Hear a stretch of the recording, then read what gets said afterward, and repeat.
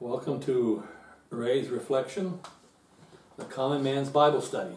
Today we're going to finish chapter 4 of John. We're going to be starting in verse 43 and we're going to go all the way to verse 54. This is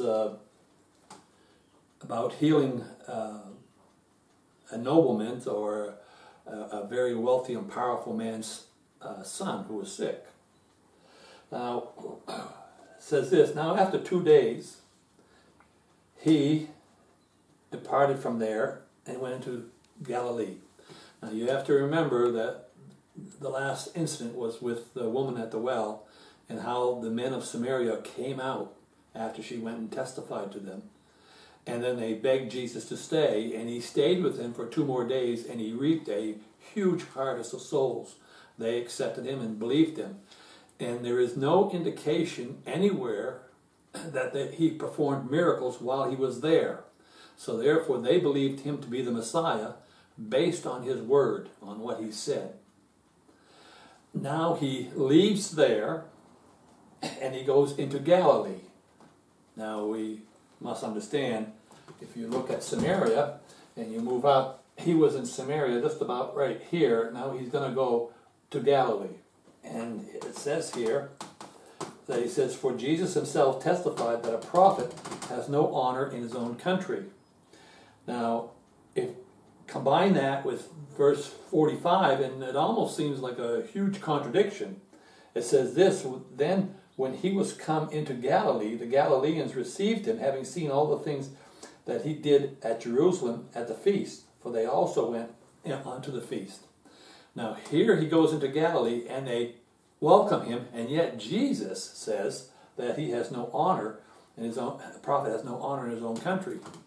Now, to understand this, I want you to think back to your childhood, and you have a kid in school that you went to school with who wasn't anything special. He wasn't the smartest kid in class. He wasn't the dumbest kid.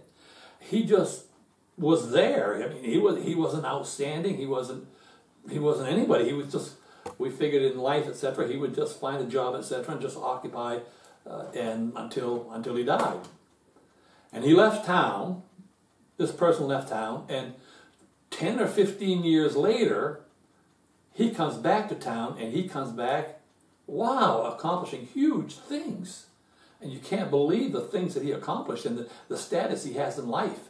Everybody that knows him, etc., respects him and honors him, etc. And yet, he comes back to town, and all you can remember is he was just an average Joe. I mean, so therefore, you don't give him the honor that the people where he lives at now give him. You just kind of treat him like he was when he was in school. Well, this is exactly what's happening here. These Galileans went down to Jerusalem and they saw what Jesus did. The Samaritans did not. They weren't allowed down in Jerusalem. And they saw what he did. And when he came back to Galilee, they were glad that he came back. But the problem was, they knew his background. They knew he was from Nazareth. They knew his mother. They knew his brothers and sisters. They knew the family. And therefore, they couldn't put the fact that this is the guy, this is the boy who we grew up with and worked with his dad at carpenter shop and so on, and yet this is a Messiah. They couldn't put those two together. But they did like the power that he had, or the ability to perform miracles and heal people. So when he says that a prophet has no honor in his own country, he's saying people will welcome him, but people will not honor him. There is a big difference. Accepting him as a Messiah would be honoring him, whereas they could not honor him because of this. Now, verse 46 says, so Jesus came again unto Cana. Now let's take a look at Cana here.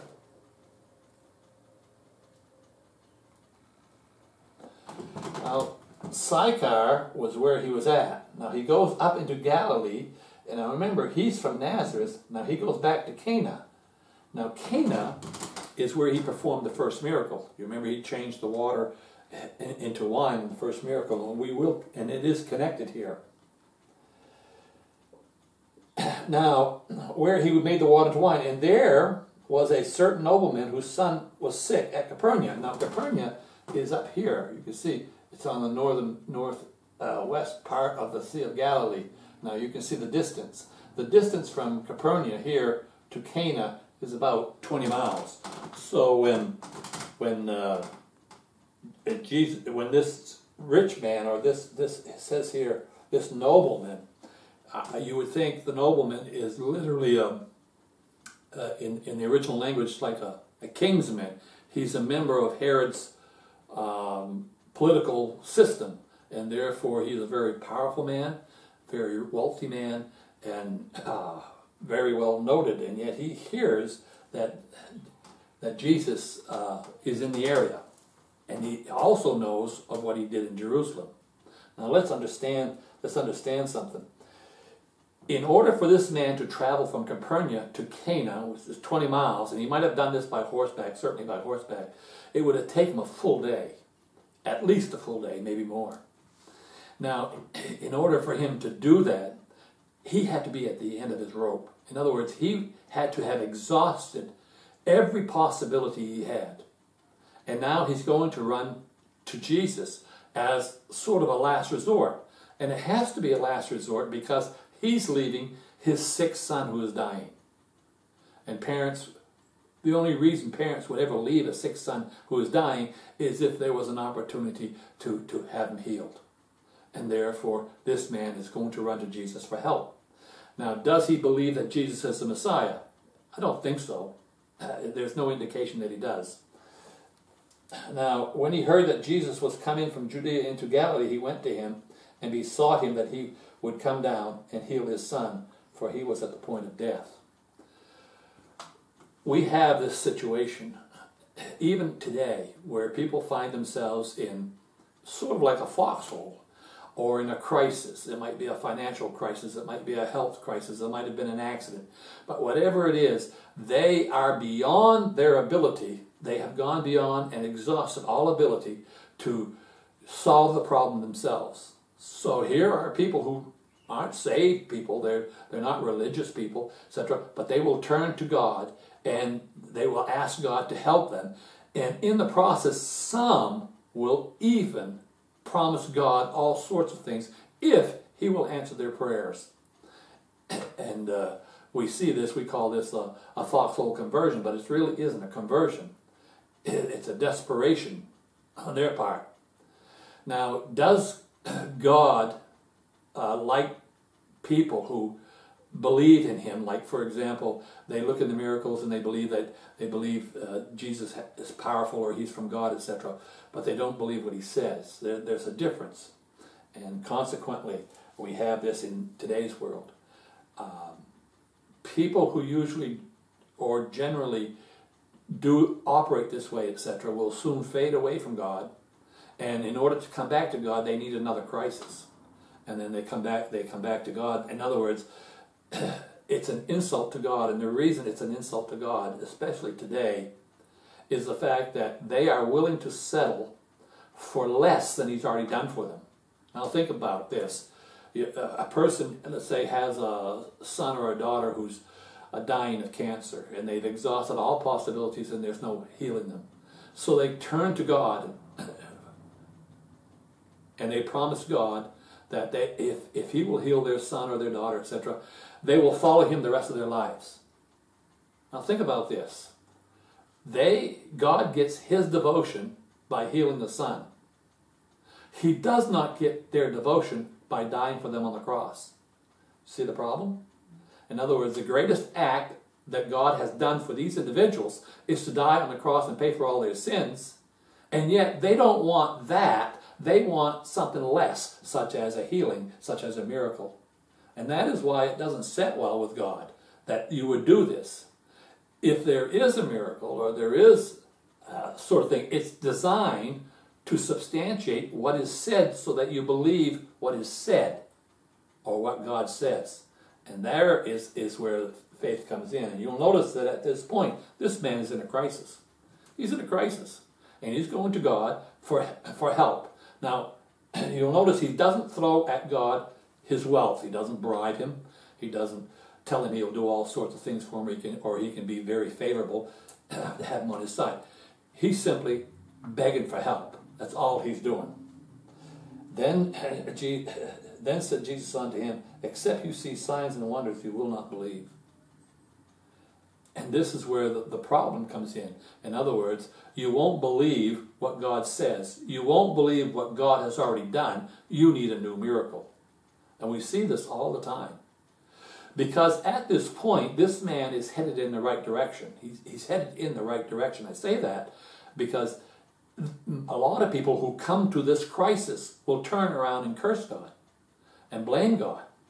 And they want nothing to do with God because they believe it is God who got them or allowed them to become in this circumstance or in this crisis, etc. And therefore, they will be very angry and wave their fist at him and not come to him at all. This nobleman did not do this. He did not curse God for making his son sick unto death. He simply went to God for help. And God says, yeah, you guys need to see wonders in order to believe. You can't just believe what God says, and that's enough for you. And yet that's exactly what God wants from all of us. And the nobleman said unto him, Sir, come down before my child dieth. Now you will see that when people come to God, just like this nobleman, they come with a specific prayer to God, and then they want God to heal them or answer their prayers in the way they want to answer their prayers. They don't want God to answer it the way God thinks it's wisest to answer. No, you answer this way. God, you do this for me, and you do it in this manner.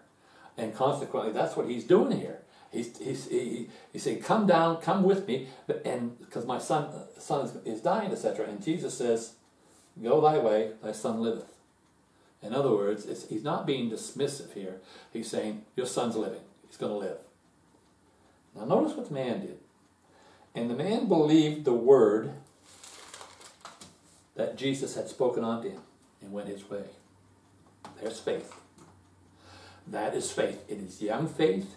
It is immature faith, but it is faith nonetheless. Now this nobleman is where God wants him to be. Now he believes God. I remember my salvation very clearly. When I got saved, now remember I was a very, quote, religious person up until I was about 21. In other words, I was an altar boy for 12 years. I was in the church 2-3 times a week at least, on an average. So I knew a lot about God, or I thought I knew a lot about God. And yet, when I got saved, I knew very little about God. I knew who Jesus Christ was. I knew that he had died for me and paid for all my sins. I knew that there was a gift, and all I had to do was receive it. And I received that gift, and I was saved. Now, did I know anything else? No. Did I know he was coming back? No. I didn't know any of it. Did I know any prophecy? No. Did I know what is an instruction on how to live every day?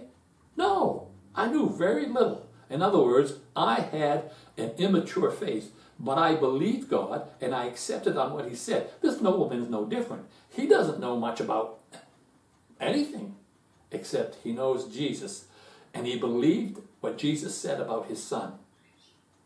Now, does he believe that this Jesus is the Messiah? The answer is no. He doesn't know that he's the Messiah yet. He knows the claims, but he believes Jesus. Now, and as he was now going down, his servants met him and told him, saying, Thy son liveth. In other words, his servants who had remained back in Capernaum decided to, hey, the son got better, all of a sudden got better, etc. So they decided to run all the way to Cana and inform him that, hey, you don't need to bring this guy down. You don't need to bring this Messiah down, this proclaimed Messiah. You don't need to bring him down because your son's already living. And somewhere they met between Cana and Capernaum, and the servants told him, your son's living. So he stops and he thinks. He said, Then inquired he of them the hour when he began to improve. And they said unto him, yesterday at the 7th hour the fever left him. Now, is there any doubt on his part? No. What there is on his part is there's an investigation. There is an investigation on who Jesus is. He says, when did he turn? And it was the same time Jesus said he lives. And he started putting 2 and 2 together. And now he has come to a point where to realize that this man who told him that his son liveth was the Messiah, who had the ability to heal at distances simply by speaking. It was done. So the Father knew that it was in the same hour in which Jesus had said unto him, thy son liveth, and he himself believed. Now he's a believer, and his whole house. And obviously he went back to Capernaum and he told his household about Jesus, etc. And everybody believed. And they believed not because the boy was healed. They believed the words of Jesus that were spoken to the nobleman, and the healing of the son was simply substantiating what the word said. Was substantiated that what the word said was true, and therefore they put 2 and 2 together, and he realized that this was the Messiah, and his whole family came to the Lord. Now look what it says. This is again the second miracle that Jesus did when he was come out of Judea into Galilee. Let's go back to the first miracle. The first miracle of changing water into wine, what did it accomplish? Now remember, when he changed water into wine, he said nothing, he waved nothing, there was no ritual, there was nothing. It just happened. And the only ones who knew how it happened, were the disciples.